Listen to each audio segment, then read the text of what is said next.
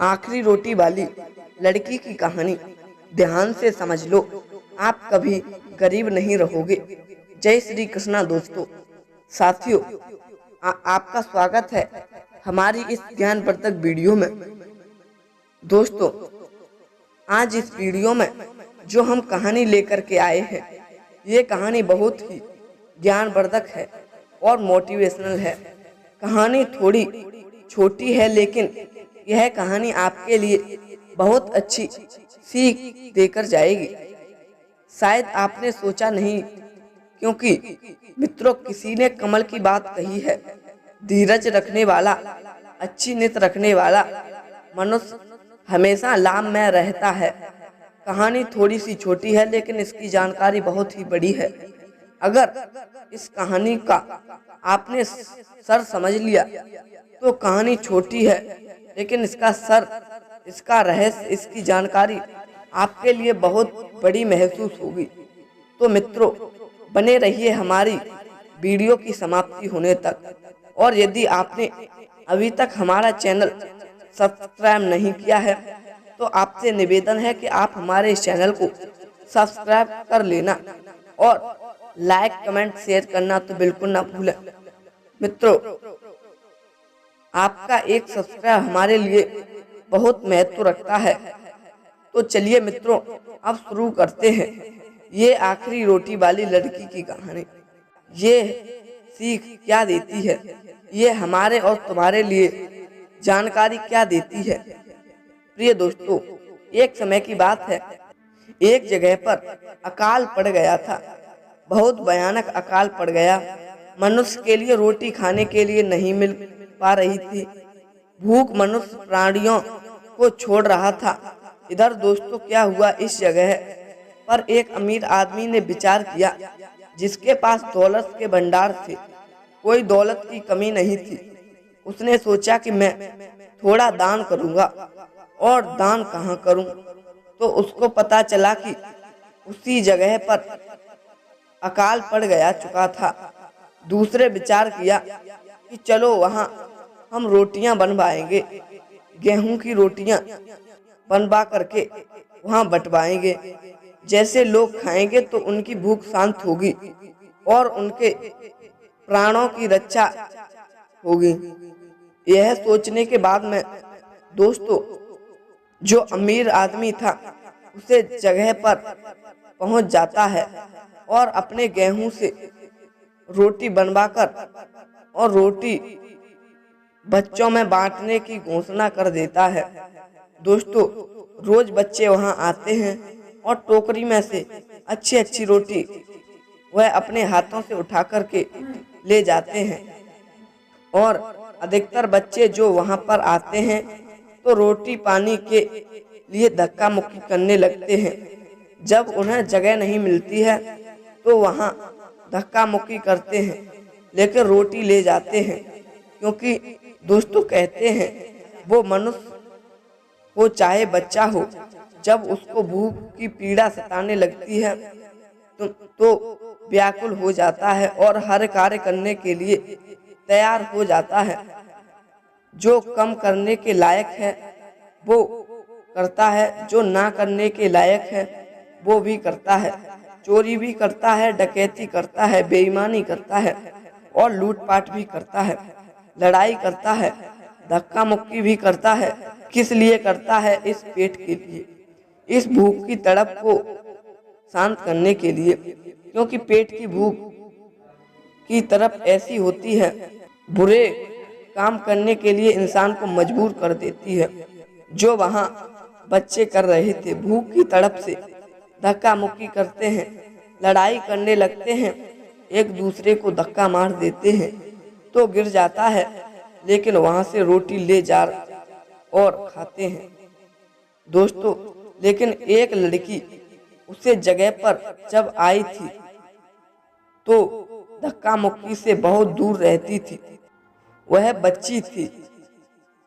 वह सोचती थी, अगर मैं इनके बीच में जाकर के घुसूंगी, धक्का मुक्की करूंगी, तो किसी ना किसी से हमारी लड़ाई हो जाएगी और हमारे भी चोट लगेगी और दूसरे को भी चोट लगेगी। इस बात से मैं दूर रहती थी। जब सारे बच्चे धक्का मुक्की करने के बाद में टोकरी से रोटियां उठा ले जाते थे, केवल आखिरी रोटी रह जाती थी, उसको वही लड़की दूर खड़ी रहती थी और बाद में उस आखिरी रोटी को ले जाकर उससे अपने पेट की भूख को शांत करती थी। मित्रों, भाइयों, आखिर ये रोटी कभी वो कम पकी हुआ करती थी, कभी ज्यादा से कच्ची रह जाया करती थी, कभी जली सी हुआ करती थी, लेकिन वही रोटी उठा करके वो लड़की बाद में चली जाया करती थी। मित्रों, एक चीज है तो उसने क्या देखा कि उसे रोटी से एक सोने की मोहर निकली है।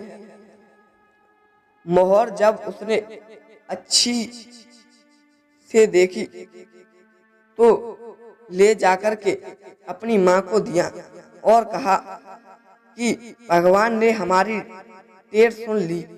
माँ देखिए, इसमें सोने की मोहर निकली है, हमारी गरीबी दूर हो सकती है।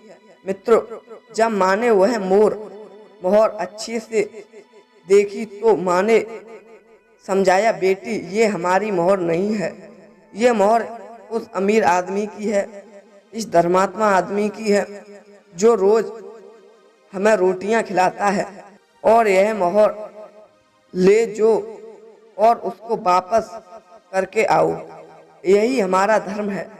लड़की माँ के कहने पर उसे वापस करने के लिए अमीर आदमी के पास पहुंच जाती है और ले जा करके वही मोहर उसको दे देती है और कहती है कि इस रोटी में ये मोहर निकली है, ये आपकी मोहर। तो अमीर आदमी तब कहता है, बेटी तुम इस मोहर को लेकर के चली जाती थी, ये तो तुम्हारे धीरज का नाम है। बेटा यह मोहर हमारी नहीं है, तो ये तुम्हारे लिए इनाम मिल रहा है। बेटी इसको आप स्वीकार करें और इसको अपने घर ले जाएं। दोस्तों, वो अमीर आदमी के ये सब सुनने के बाद में लड़की बोली, बाबूजी मुझे मेरे धीरज का इनाम तो तभी मिल जाता था। जवाब दिया, वो कैसे? हमारा धीरज का दाम तो तभी हमें मिल जाता था, आखिरी किसी ना किसी को तो वह आखिरी रोटी लेनी ही पड़ती। इसीलिए मैं सोचती थी कि धक्का मुक्की करने से क्या फायदा, लड़ाई झगड़ा करने से क्या फायदा, आखिरी रोटी तो किसी ना किसी को लेनी पड़ेगी। इसलिए मैं ही उसे आखिरी रोटी को स्वीकार किया करती थी और खड़ी रहा करती थी। और जब बच्चे रोटी को लेकर के चले जाया करते थे, आखिरी रोटी बचती थी, वही मैं ले जाया करती थी।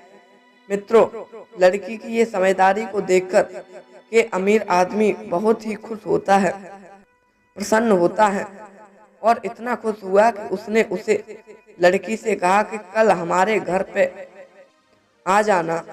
दोस्तों, अगले दिन वह लड़की अपनी माँ को लेकर के जब उसी अमीर आदमी के घर पर पहुंचती है, अमीर आदमी ने संकोच किया हुए और उसे लड़की के लिए अपने संपत्ति का उत्तराधिकारी बना देता है। अब भाई लड़की उसकी संपत्ति उत्तराधिकारी बन जाती है। दोस्तों, ये कहानी तो छोटी सी है, लेकिन सीख बहुत बड़ी है। यह कहानी हमारे लिए शिक्षा देती है कि हमेशा जीवन में धीरे धीरे अच्छी नीति रखिए, अतः आप सर्वाधिक लाभ में रहेंगे। अगर आपके अंदर धीरज है, धैर्य है, अच्छी नीति है, तो आप ही हमेशा लाभ में रहेंगे। और जिस इंसान के अंदर धैर्य नहीं है, अच्छी नीति नहीं है, तो उसकी बरकत भी नहीं हो सकती, वो हमेशा गरीब ही रहेगा। वो विचार करेगा, चाहे हमें लड़ना पड़े, चाहे हमें धक्का मुक्की करनी पड़े, चाहे कुछ भी करना पड़े, लेकिन सबसे ज्यादा लाभ हमारे लिए होना चाहिए। लेकिन दोस्तों, वही प्राणी, वही इंसान सबसे ज्यादा परेशानी में रहता है। दोस्तों, उसके लिए ही अतः मैं सबसे ज्यादा लाभ होता है जो उस लड़की के लिए लाभ हुआ। और जो बच्चे आया करते थे उनकी नीयत अच्छी नहीं थी, धीरज नहीं था, इसीलिए वो रोटी प्राप्त करने के लिए धक्का मुक्की किया करते थे। दोस्तों फिर उनके लिए क्या मिला? कुछ भी नहीं। जो कुछ भी मिला उस लड़की को मिला, क्योंकि उसने धीरज धैर्य रखा। इसीलिए साथियों हमें हमेशा धीरज और धैर्य रखना चाहिए। यदि धीरज धैर्य रखेंगे तो भगवान की कृपा से जो कुछ भी होगा वो ठीक ही होगा। दोस्तों उम्मीद है आपको यह कहानी पसंद आई होगी। यदि पसंद आई है तो चैनल को सब्सक्राइब करें, लाइक शेयर कमेंट करना न भूलें। साथियों फिर मिलेंगे ऐसी ही नई कहानी और ज्ञान चर्चा के साथ। तब तक के लिए सभी भक्तों को जय श्री राधे, जय श्री कृष्णा, जय हिंद, जय शिव।